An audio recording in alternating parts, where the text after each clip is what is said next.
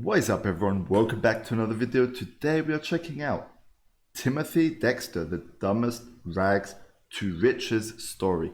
This was also recommended from one of you guys. You know who you are if you recommended this, so thank you so much for recommending this. I truly appreciate any recommendations, and if you got any other video recommendations similar to my channel sort of videos, let me know in the comments below what you would like to see next, guys. Without further ado, don't forget guys, smash that like button, subscribe to the channel, it truly helps out with the YouTube algorithm as well. And without further ado, let's get straight onto the video and see what we got. Hey kids, now we all know that fate is a fickle thing. Some of us may try to defy its will, but there's enough small businesses with Pizza Hut roofs out there to tell you that such a thing is ultimately futile. As for most of us, we tend to have our fair share of good and bad luck throughout our lives, but every now and then, RN Jesus smiles upon some drooling little loaf child and says, "You, my son, you shall be the one with all the figgy pudding." That child was Timothy Dexter. Dexter was born in Malden, Massachusetts in 1747. He had a humble That is a long way ago. It's an old story, I'm guessing. upbringing, dropping out of school as an 8-year-old to work as a farmhand and a leather worker. But Dexter thought he deserved better, so when he grew up, he married one Elizabeth Frothingham, a rich widow in need of company. Gold digging achieved, he began his quest to become a true aristocrat. As his first step, he thinks, all the rich guys I know are in positions of power. I should run for office. Now, the town of Malden wasn't much keen on appointing a bumbling second-grade dropout, but after rejecting dozens of petitions sent in by Dexter, they eventually gave up and decided to just make some shit up, leading to Dexter becoming the official informer of deer, tasking him with keeping logs on the local deer population. And over statistics of does and bucks alike, Dexter ruled with an iron fist, triumphantly concluding what many had already known: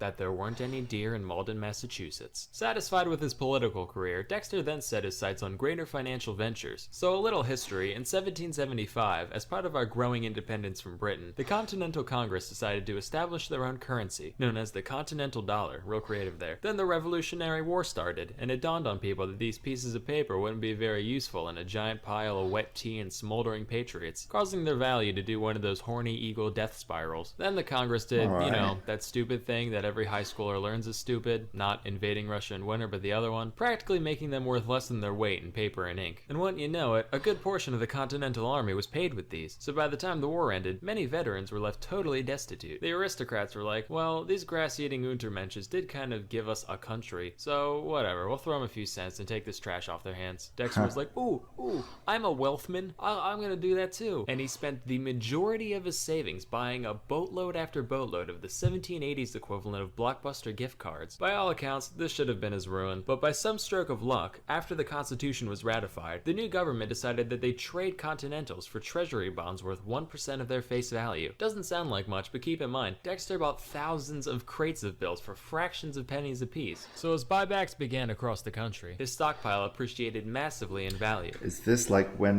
money was invented? Or am I wrong? I'm not really sure. And this informer of deer realized that, for the first time, there were a lot of bucks in Malden. But just because he was now a man of the upper crust doesn't mean he let it go to his head. Sure, he might have purchased the most luxurious chateau that money could buy, through daily Playboy Mansion-style rangers, and commissioned over 40 statues of America's greatest heroes, one of which was of himself, with a plaque calling him, quote, the greatest philosopher in the Western world. Despite his incredibly tacky displays of wealth, his contemptuous contemporaries still saw him for the loud, illiterate rube he was. So they started giving him deliberately awful investment tips in order to get him to bankrupt himself. One such Bad guys here. Really bad guys. piece of advice was that he should ship warming pans to the Caribbean. For those of you born after 1850, a warming pan's this dish on a long pole that you fill up with hot coals to warm up your bed. Not much use in a tropical paradise. Oh, really? Dexter was Wow, okay. Never knew that was a thing in the old times. undeterred by such frivolous things as logic, went ahead and sent over 40,000 of them to the West Indies. When they arrived, the locals didn't really know what they were looking at and decided to use them as ladles for the sugar and molasses refineries. And by the end of it, Dexter sold every single one at a markup of nearly 80%. Frustrated that their plan backfired, the elites then told him to literally carry coal to Newcastle, which is an old idiom used to describe a pointless task based off the fact that Newcastle was one of the world's biggest producers of coal. The only idioms Dexter Dexter knew about all involved different animals shitting in the woods. So he took their word on good faith and went along with it. But by some divine providence, by the time the shipment arrived, the Newcastle coal miners had all gone on strike, and Dexter once again cleared the entire shipment with a hefty profit. He was like, man, I am so smart. By this point, he was pretty confident in his speculation skills, so he started making seemingly far-fetched ventures all by himself. One time he had a bunch of stray cats rounded up for basically free, which sounds like herding cats, but what do I know? And he sent them to the Caribbean, where they were gobbled up en masse.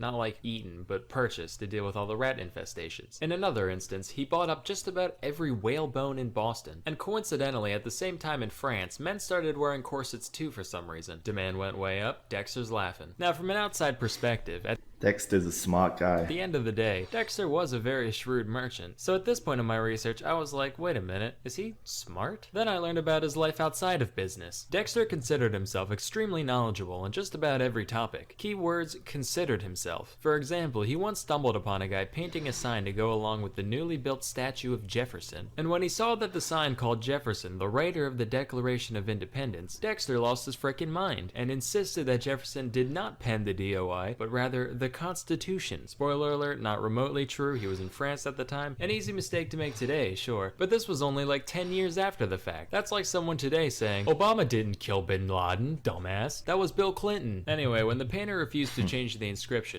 Dexter started shooting at him with a long rifle until he complied. Real genteel. Dexter made sure to surround himself with the requisite number of weirdos to maintain this level of delusion, one of which was Jonathan Plummer, a man whom Dexter paid to be his poet laureate, writing only the most laudatory odes in his honor. Mind you, this wasn't just your run-of-the-mill, wise-and-wizened wordsmith. Jonathan sold fish for a living. And porn. He just kind of went along with the whole thing for the pocket change. Besides his entourage, Dexter occasionally spent time with the total geeds known as his family. He had 2 children, whom the New England Historical Society describes as a half-mad drunk and a completely mad drunk, respectively. And he couldn't stand his wife on account of her perceived constant nagging, to the point where he would tell guests he was unmarried and that he just had a ghost in his house. Just like, oh yeah, that's a sea hag. You know, mansion built on some old Indian shipwreck or something. Timmy, please, I'm cold and my hands are rheumatic. Find it in your heart to light the fireplace for me. Yeah, plenty of that in hell, you banshee bitch. One day, in a massive stroke of ego, Dexter decided to fake his own death, complete with a lavish funeral service just to see who would show up. Lucky for him, about 3,000 people from all walks of life turned up. Though initially staying out of sight, he soon noticed that his wife wasn't crying. So in response, he jumped out and started hitting her upside the head with a cane in front of everybody. But as his true mortality grew closer, Dexter knew he needed a legacy and decided to pen his memoirs, titled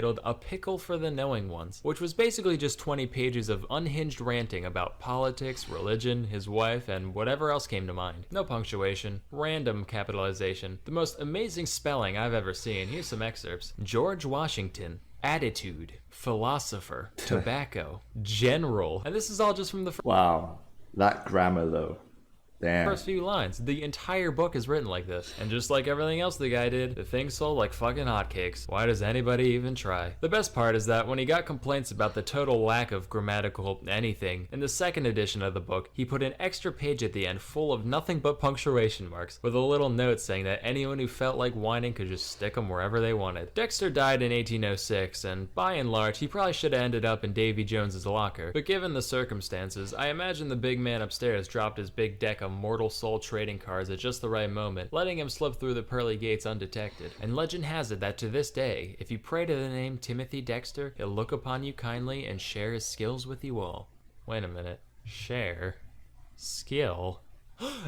Skillshare is an online learning community with over 25,000 classes in design, business, technology, and more. Premium membership gives you unlimited access to high-quality classes on must-know topics, so you can improve your skills, unlock new opportunities, and do the work you love. If you're like me, you're probably tired of sitting in a festering miasma of boy stink and jewel clouds all day. Such a thing could be easily remedied with a houseplant known to improve air quality, but you don't know which few species can survive on what meager light slips through the cracks of your squalid cave. If you give happy houseplants a try, I'm sure your dorm or apartment will start to show signs of non-insect life before you know it. Join the more than 7 million people already learning today with a special offer just for my viewers. While Skillshare is normally less than $10 a month, everyone who visits the link in the description can get 2 months of unlimited access to their 25,000 plus classes for absolutely free. So please, quit your public McTuition and get your private free tuition.